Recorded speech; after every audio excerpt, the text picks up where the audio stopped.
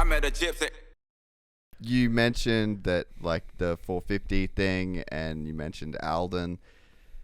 How cool is it to be on that program? It's so polarizing, and there's probably times where, like, I get worried that Aldon thinks that I don't like him. I'm always trying to, like, push, like, a narrative about it. I actually love that dude. I think he's one of the coolest, most interesting people in the sport. He's extremely nice guy and extremely good at what he does. It's just there's I guess like a life cycle of people that they come and they go, and they, everyone's kind of got their opinion. But I can imagine with everything that you've been through during your career, and like the training and the undertraining and the overtraining and the overthinking or the underthinking, to just be able to trust a dude like Aldon, to be like, hands off the wheel, baby. You tell me to jump, I'll say how high, and we're good. Yeah, it's gnarly because you look at the history with him, and like you go to his house and he's got all these guys' his helmets, and you look at the riders he had, and say like I'm earlier in my career, it probably would have been a lot harder than it is now, but I expected a lot of the work that he's gonna want out of us and all that, so I feel like I'm handling it good, but he definitely he definitely expects a lot out of you.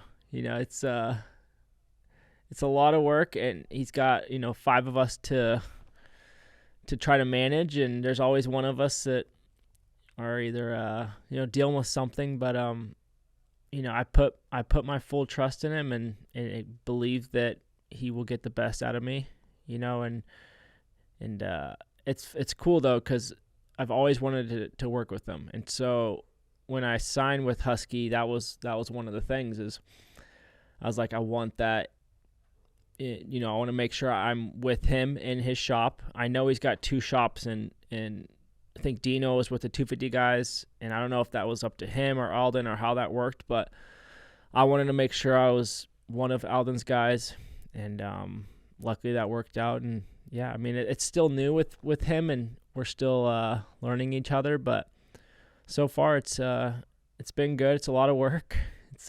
He expects a lot out of you, but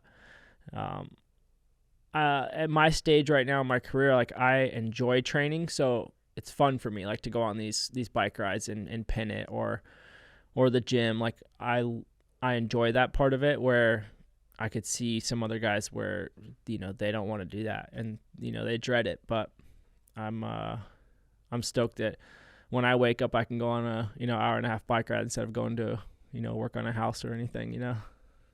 Yeah, no, that's true. Was it like let's go like Aldon Instagram meme, like expectations versus reality? Like, how does it line up in terms of what you thought it would be versus what it actually is? So from the outside looking in, it looks like it would be gnarlier. Like, really? It looks like, for me, like, I was kind of like timid. I'm like, oh shit, like, you bring your best every day, and it's not like he's easy. Like, there's been days where he just looks at me, he's like, you can go better, you could be better than that, and I could take that one of 2 ways. I can kind of be like, oh, screw this, my bike sucks, but I'm just like, I know, Aldon, like, I could be better, and I rode like shit that moto, so it's all about like how you take his wording, and he's very straightforward. Like, he's not gonna sugarcoat it at all. Like, he's there to make you better, and that's it. Like, and you get the work done, you do the reps in the gym, you do the laps, and he'll be pumped with you. So no, it's been good. Like, I got a little taste of it with Swanee. Like, that was kind of my first real training coach and all that for those 2 years at Star, and so I feel like that helped me almost prepare me for Aldon in a way. Even though they're 2 separate and they do their own things, it's still just knowing that coach and putting your trust into him. And what's the dynamic been like in terms of, because I think this was one of the things that Ando didn't enjoy, is the fact that, like, he's a really fast practice guy too. Like, he's a guy that throws down when it comes to practice. So I think when you talk to him about it, he was like, well, I felt like I was racing Marv in the championship, and I was racing these guys in the championship, and I'm like literally teaching them how to ride. I couldn't I couldn't hide any of my A game. It was just on display for those guys every day, and he felt like he was responsible for like pulling those dudes along. So in that sense, I'm like, okay, I like that. That makes sense that could be something that you'd be worried about. Like, do you have any of that kind of like dynamic, or you could see how that could not work for some people, but it's something that like you enjoy? And because you can either be the rider that's pulling people along, or you can be the one that's getting pulled along. So I guess it just depends on like where you're at in the program. Yeah.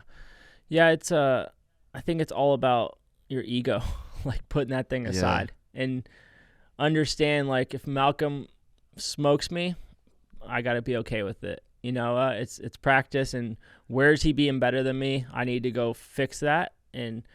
Or you could be the guy that's like, you know, screw this. Like, Malcolm shouldn't be beating me. Like, F this. I don't want to be here. I want to be on my own. I need all the attention on myself. And I'm not like that. Like, I'm like, if Malcolm smokes me or Cooper passes me in a moto, I'm going to go up to him and give him knuckles. You know, it's like, dude, you hauled ass that motor. Like, you blew by me in that rhythm or that turn. Like, I'm the guy that's like, I put my ego aside, know that if they're faster than me, that's it, you know? So, it's easy for me because, like I said, just you drop the ego when you pull into those gates, and just try to do your best. And if that's, you know, you're pulling the guys or you're getting pulled, it's, you try to learn from it. Some days you're the hammer, some days you're the nail. Yeah, and I was a lot of times that I was the nail, because it was like new for me. It was a new program, new bike, and new tracks. And so these guys are all on their second year or longer, you know, and they kind of know that they know like the tracks and how they break down, and I didn't. And so I kind of got thrown into it, you know, like, you got to know when the whoops are beat up enough to start jumping. So I was sitting there blitzing when jumping was way faster. So I'm just getting like, I'm like, where is this guy beating me? And they're like, oh, he's going 3.34 in the whoops. And I'm like, oh, shit. Like, well, I need to be better at knowing when to stop blitzing and jumping, you know? So little things like that. And it's cool. Good dynamic with the boys right now. Like, AP is always funny as hell. Like, always coming in with good vibes. Mookie's always funny too. RJ and Coop are a little bit quieter, but obviously I respect those guys, and it's been fun. It's like I said, it's early on for me. I have a 2-year deal with these guys, and you know, we're gonna have a lot of days together. So we'll see. Nah, it's cool, man. And I think going back to the A1 vlog too, to see the way that Aldon just kind of walks in, and it's like he's just been there and he's done it so many times, and you're feeling the way that you're feeling, and like he would have the ability now to just be so detached from an emotional level and just give it to you exactly how it is in the moment. And he's not on the team, and he doesn't have a boss that's kind of hanging over his head. Like, his whole deal is just to like get the best out of you. You know, he's not like, and he's not thinking like, oh fuck, what am I going to do for a rider next year because he sucks. Like, there's none of that shit is entering into the picture, you know? Like, he can just really give you the advice that you need to hear to help you out. And I think that's something that is a part of his program. Like, you could copy the workouts, you could, you know, do the same program, you could have the facility, but there is something quite special about the level of psychology that he understands, and especially top tier 450 championship level mentality. Like, he's the Belichick of our sport when it comes to being that guy on the ground at the night, you know? Yeah, and he can look into my eyes and know, like, he knew I was struggling. Like, he didn't have to ask me what was going on. Like, he saw in my eyes that it was, you know, I was almost mentally defeated. So he tries to, you know, fix that. And he did that multiple times for me in the off season. And he flips that switch, and he's like, you know what? Like, you keep it simple. Like, all that thinking's got to go out the window. You just ride your bike like you did every day at the farm or at the track. It's very simple for him. You know, it's like consistency, be there, do your laps, and the rest is it's up to you. We're excited to announce the launch of our new membership site, GYPSYTales.com, packed with exclusive content and perks that you won't find anywhere else. This is your chance to become a part of the Gypsy Gang. And as a special bonus, if you sign up to an annual membership, you'll be entered into the draw to win our custom-built TC125. Gypsy Gang.